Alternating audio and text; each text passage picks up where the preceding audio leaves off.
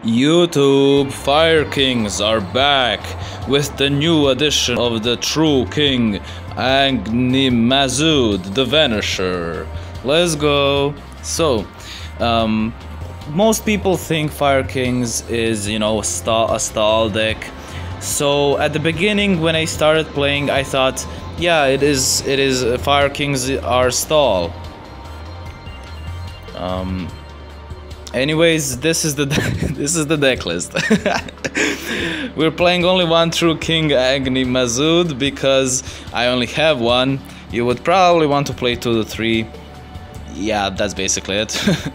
Nothing more to add for him. He's pretty nice because he can destroy your fires and then trigger their effects, which is pretty nice.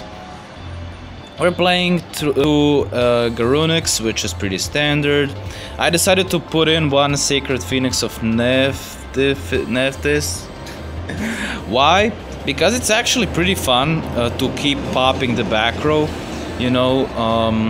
It enables us to go through back row, very fast, and most decks nowadays set 3, so just Sacred Phoenix nuke the entire board, which is amazing. Also, the thing is, the deck does pretty well against back row.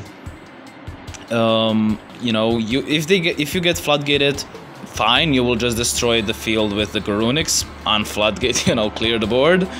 Or you can even destroy your floodgated monster with Fire King Island, So floodgate doesn't do much against us.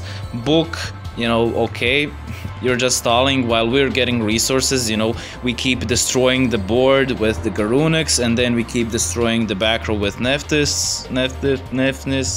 So yeah, that's how we gain advantage. I think the deck is pretty nice. I think the deck has pretty nice matchups against Phantom Knights and against Harpies. And yeah, that doesn't really have the best matchups against water and decks like that. Melodious and stuff. But yeah, against the 2 of the best decks, Phantom Knights and freaking Harpies, it's amazing.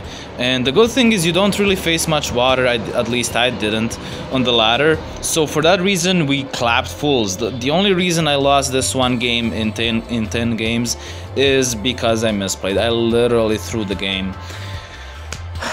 I was a bit tired in the morning. Let's say it's because of that. But anyways, let's continue. We're playing 3 Fire King Arvada. You definitely need 3. That's basically one of your best cards. Fuck, I accidentally clicked on the global chat. Not like this, no, not hackyuki.com.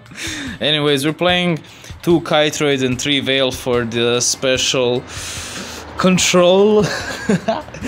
Not stall, it is definitely control. And it does help a lot with Destiny Draw. It does work well with True King Dude, and also it works very well with Fire King Island. So yeah. And then we're playing 3 Barong. I would maybe play 2, to be honest. I'm not sure if 3 is the way, especially because I only have 1 dude. Because if you had 2 of the dude, maybe 3 Barong would be much better. I'm playing Monster Reborn, probably not the optimal card to play. It's fun, so that's why I play it. And also it can be quite nice in some situations. It can be a quite sacky card, so also a nice target for Destiny Draw and stuff, Then 1 tanky, I'm not sure how I feel about it. Maybe you could play more, I don't know. You can even play less. You don't have to play tanky if you don't want to play tanky, or if you don't have tanky. So yeah. 2 Onslaught of the Fire Kings, pretty nice because it's basically your, it searches for anything you need. Basically, usually Garunix, but you can also special summon the Nephthys. So that is basically your way to search the Nephthys. Okay, anyways. And finally, the 3 Fire King Island. Basically your starter of your plays, You can search for something and destroy, like if you destroy Barong or Garunix, you get advantage out of it, or Nephthys even. Or yeah, you can just literally, if your monster gets fiendish chained or something, you can destroy it and stuff. So one of your best cards in the deck. That's why we're playing 3. So yeah, the extra deck is pretty standard. I like the Brotherhood of the Fireface Tiger King. Also, he's pretty nice. That's why one tank he serves so well, because we can search it with the dude. Utopia Ray is pretty nice because it's very hard for the opponent to play against, you know, your hand traps, your floating, and then not giving you Destiny Draw, and then leaving you, you know, not in the range for the Utopia Ray. So that's why we're playing it. It didn't really come up, so you don't have to play Utopia Ray, you don't have to play the Tar King dude. The only card that basically came up, I think, was Malevolent Sin into Corbage. But yeah, you don't have to play extra deck at all. Actually, I feel like I sometimes wanted to make a rank 8 exceed, so that's something to consider. But besides that, yeah, the extra deck is very optional. So yeah, that's the deck list. Definitely not stall, definitely control. And now it is time to duel.